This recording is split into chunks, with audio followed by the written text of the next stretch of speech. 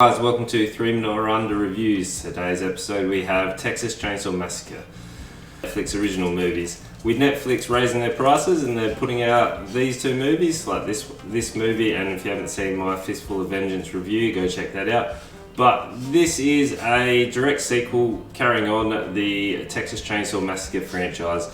So this is actually happening 50 years after the last movie, where normally Leatherface, he is a lumbering sort of giant, and he sort of just lumbers his way, menacing, throwing a chainsaw around. With this, after 50 years, somehow he's got more nimble and more creative with his kills.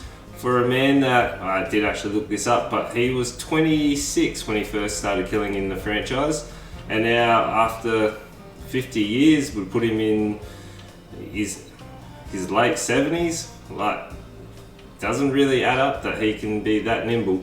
Horror films are actually trying to bring back characters from the originals. So like Scream brought back the originals, Halloween brought back Jamie Lee Curtis, and in this one, this is no different. They've actually brought back Sally as well. So Sally has the confrontation with Leatherface right at the end, but for some reason decides not to shoot a shotgun when she has a chance. The character development, so there was no sort of character development for all the new cast that they were bringing in. So they tried to bring in a whole new cast of people, and within about 25 minutes, people started dying real quickly. Like, there was no lead up, there was no atmosphere.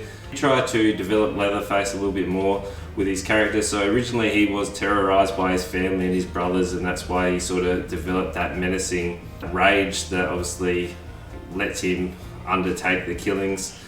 But with this, he's hiding in an orphanage, so he's found that motherly figure who's brought him in and started caring for him.